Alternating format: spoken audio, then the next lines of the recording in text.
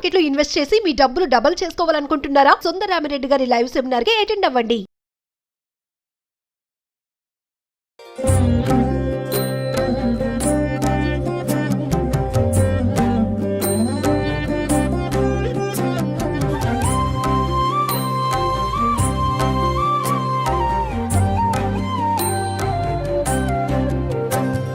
శ్రీరూపిణీ దేవి భువనైకపాలిని బాలాంబికా నీకు వందనములు.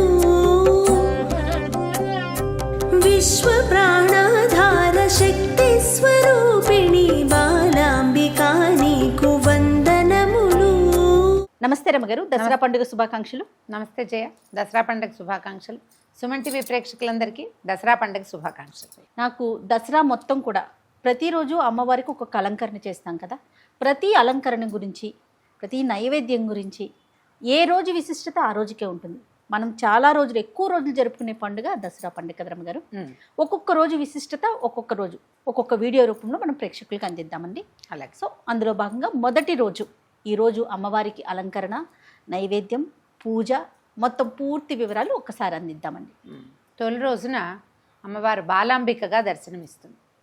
అయితే మనకి నవదుర్గా స్వరూపాలలో పూజించే విధానం ఒకటి కనపడుతుంది. అమ్మవారి అవతార విశేషాలతోటి, ప్రత్యేకంగా అవతారాలతోటి పూజించే విధానం ఒకటి కనపడుతుంది. శ్రీశైలం దేవస్థానంలో అయితే నవదుర్గా పూజ చేస్తారు. వారు శైలపుత్రికి ఇవాళ అలంకారం చేస్తారు. మనం విజయవాడ కనకదుర్గ అమ్మవారి దేవస్థానాన్ని ఫాలో అవుతాం. సో అమ్మవారికి ఈ మొదటి రోజున బాలా త్రిపుర సుందరిగా అమ్మవారిని అలంకరిస్తారు. ఇది వరకటి కాలంలో స్వర్ణ కవచాలంకృత దుర్గగా కూడా అమ్మవారిని కనిపింపజేసేవారు. ఈ సంవత్సరం బాలాంబికగా చేస్తున్నారు. అక్కడ దేవాలయంలో ఎలాంటి నివేదన, ఏ రకమైన వస్త్ర సమర్పణ చేస్తారో పూజా విధానం మనం అది చెప్పుకుందాం. ఎందుకంటే మనం ప్రతి సంవత్సరం ఏటా వారిని ఫాలో అయ్యేటప్పుడు ఒక్కొక్కసారి కొంచెం ముందు వెనకలు అవుతూ ఉంటాయి. అవునండి, ముందు వెనకలు అవుతాయి. ఈ వస్త్ర సమర్పణ, ఆహార నివేదన సమర్పణలో చిన్న చిన్న తేడాలు రావచ్చు. దాని గురించి ఆలోచించద్దు. ప్రధానమైనది ఏంటంటే మనం ఏది ఫాలో అవుతున్నామో, ఎవరిని అనుసరిస్తున్నామో వారు ఎట్లా చేస్తే మనం ఇంకా అట్లాగే చేసుకోవచ్చు తప్పకుండా. అయితే ఈ బాలాంబికగా చెప్పబడే అమ్మవారు ఎప్పుడు నిత్యము 9 సంవత్సరాల వయసున్న కన్యకగానే దర్శనమిస్తుంది. మనకి లలితా సహస్రనామంలో ప్రత్యేకంగా అమ్మవారికి పేరుంది. ఆమె యుద్ధం చేసి కొంతమందిని సంహరించిందట. ఈ 9 ఏళ్ల వయసు బాలిక కొంతమంది రాక్షసుల్ని సంహరించింది. అప్పుడు ఈ అమ్మవారు సంతోషించింది. బాలా విక్రమనందిత అంటారు. ఆ అమ్మాయి, ఆ పాప చేసినటువంటి యుద్ధాన్ని చూసి అమ్మవారి పెద్ద తల్లి, అమ్మవారి పెద్ద అమ్మవారు చాలా సంతోషించింది అనమాట. ఇప్పుడు అమ్మవారు ఆమె కదా ఈ స్వరూపంలో ఎందుకుందంటే, మనకి యుద్ధం జరిగినప్పుడు అమ్మవారు తన తాలూకు అన్ని శక్తుల స్వరూపాలతోటి విడివిడిగా దర్శనమిచ్చిందని చెప్తారు. ఆ వేరుగా ఇచ్చిన దర్శనాలలో బాలాంబిక దర్శనం ప్రధానమైంది. అయితే ఈ బాలాంబిక బాలా మంత్రం చాలా విశేషమైన మంత్రంగా చెప్తారు. ఒక 9 ఏళ్ల బాలిక చక్కగా ఒక జడ ముందుకు వేసుకుని లంగా జాకెట్టు లాగా, అంటే ఒక పరికిని ఉపరి వస్త్రం చీర కట్టుకున్నట్టుగా కనపడదు. 9 ఏళ్ల బాలిక ఎలాంటి వస్త్రధారణలో ఉంటుందో అంతే, అదే వస్త్రధారణ అంతే. అట్లా చక్కగా పద్మాసనంలో కూర్చుని పుస్తకము, తర్వాత అక్షమాల అవి ధరించి 4 చేతులతోటి, ఒకటి వరముద్ర అంటే ఇట్లా అభయం ఇస్తున్నట్టు, లేదా అప్పుడప్పుడు ఇలా కూడా కనపడుతుంది, వరాలు ఇస్తున్నట్టు అభయం ఇస్తున్నట్టు ఒకటి. తర్వాత ఒక పువ్వు పట్టుకుంటూ, చిన్నపిల్ల కదా, అవునవును, ఒక పువ్వు పట్టుకుని హేళగా ఆయుధాలు లేవు ఆమెకి, ఆభరణాలు తప్ప ఆయుధం లేని ఒక ప్రత్యేకమైన స్వరూపంలో కనిపిస్తుంది. అయితే ఈ అమ్మవారి ఆరాధనతోటి మనకి విశేషంగా జ్ఞానం కలుగుతుందని చెప్తారు. ఎవరికైతే విద్య కావాలో, అంటే సాధారణంగా మనం ఉద్యోగాలు వచ్చే విద్య కాదు, అధ్యాత్మ విద్య, మనం అమ్మని గురించి తెలుసుకోవాలంటే మొదట ఆశ్రయించవలసిన శక్తి బాలాంబికే. అయితే ఈ బాలా స్వరూపాన్ని మనకి విజయవాడలో అమ్మవారిని చేసినప్పుడు ఆరెంజ్ కలర్, అంటే ఇప్పుడు మనం ధరించినటువంటి కాషాయ వస్త్రధారణ చేయిస్తారు.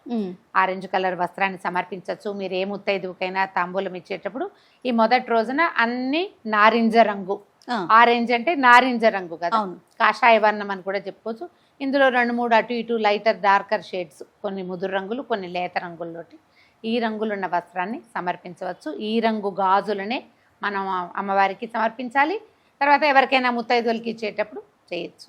అయితే మనకి ఇందులో కుమారి పూజ ఒక విశేషంగా కనపడుతుంది దసరాల్లో.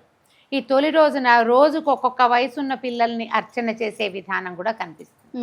ఈ మొదటి రోజున 2 సంవత్సరాలు నిండిన బాలిని కుమారి అంటారు. 2 ఏళ్ళు నిండితే పాపాయి చాలు. ఆ 2 ఏళ్ళు నిండిన ఒక పాపకి చక్కగా పాదాలకు పసుపు రాసి పారాయణ పెట్టి ఆమెకు కబొట్టు కాటిక అలంకారం చేసి తల్లో పువ్వులు అలంకరించి ఆమెకు నచ్చినటువంటి ఆహార పదార్థాన్ని మనం తినిపించితే కుమారి పూజ చక్కగా సుసంపన్నంగా అవుతుందన్నమాట. ఎందుకు చేస్తారు అమ్మగారు కుమారి పూజని? ఇప్పుడు అమ్మవారిని ఏంటంటే మనకి నవదుర్గలు ఈ 9 రోజులు మనం దుర్గా స్వరూపాల్లో రోజు ఒక కుమారిని ఒక బాలికని అర్చించవచ్చు. ఇది మామూలుగా దసరాల్లోనే ఇది ఒక ప్రత్యేకమైన విధానం. మనకి సంవత్సరం మొత్తంలో ఇంకా 3 నవరాత్రులు వస్తాయా? అవును. ఏ నవరాత్రుల్లోనూ ఈ రకమైన కుమారి పూజ లేదు.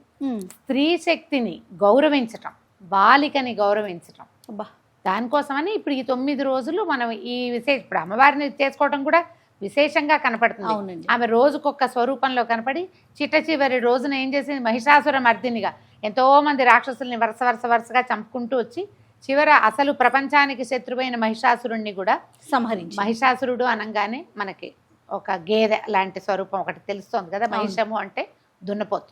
మనుషుల్లోనే ఈ రకమైన పశు ప్రవృత్తి ఉంటుంది, దాన్ని సంహరించాలి. ఆ పశు ప్రవృత్తిని సంహరించడమే మహిషాసుర మర్దిని అవతారం యొక్క విశేషం.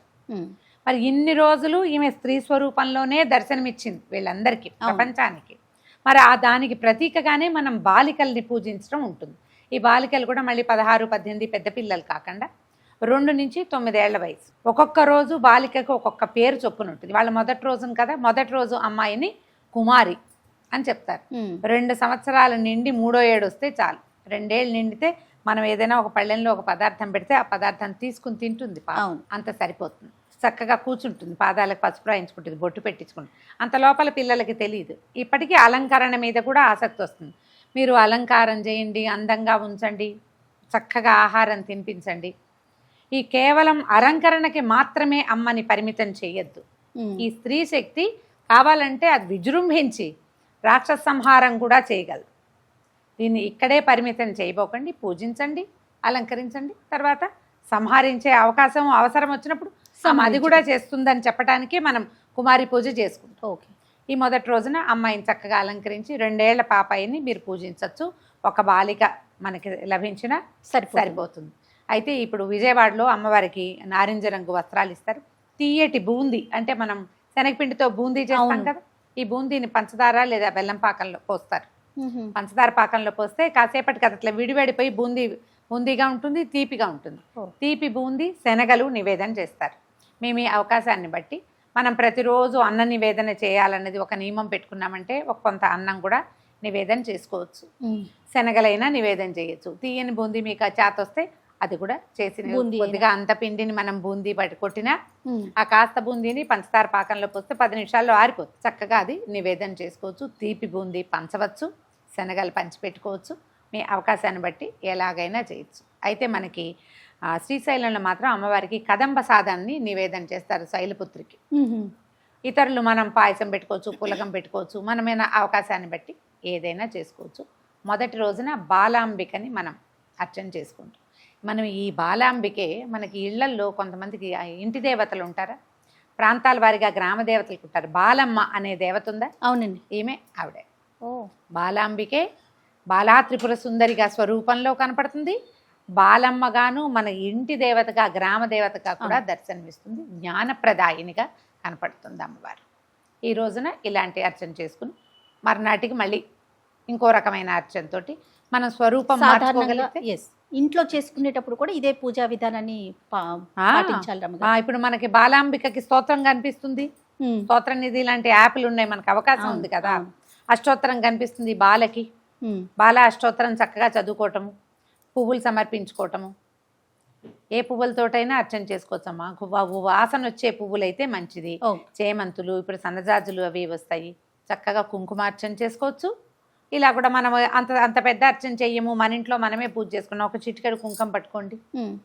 నేను పట్టుకున్న ముద్ర కనపడుతుంది కదా, ఈ కుంకుమ పట్టుకోవటము, ఈ వేలు వదిలిపెట్టి ఇలా పట్టుకోవటము. ఈ అష్టోత్తరం ఏముందో అది మొత్తం చదువుకోవటం. అమ్మవారికి ఈ చిటికెడు కుంకుమ సమర్పిస్తే మీరు పెట్టిన అన్న నివేదన ఈ కుంకుమార్చనకి చక్కగా సరిపోతుంది. పూజ చేసుకోవటం, చక్కగా మంగళహారతులు ఇవ్వటం అమ్మవారికి. మన ఇంటికి ఎవరైనా ముత్తైదు వస్తే ఎవరు వచ్చినా ఆడపిల్లలు ఈ 2 ఏళ్ల పిల్లకే పెడతామని 5-6 ఏళ్ల పాప వస్తే ఆమెకు వదిలేయిపోకండి. ఓ ఎవరికైనా చక్కగా బొట్టు పసుపు ఇచ్చి ఏదో ఒక కలిగినంత తాంబూలం ఇచ్చి ఈ 9 రోజులు ఈ ప్రకృతి శక్తి అమ్మవారు ఈ బాగా విశదంగా మనకి దీంట్లో ఉంటుంది, వాతావరణంలో ఉంటుంది. అమ్మవారి యొక్క సుప్రసన్నత ఉంటుంది. కాబట్టి ఎవరికి ఇచ్చినా అమ్మకి ఇచ్చినట్టే భావించి పూజ చేసుకోండి. రైట్ అమ్మగారు, నమస్తే. నమస్తే జయ.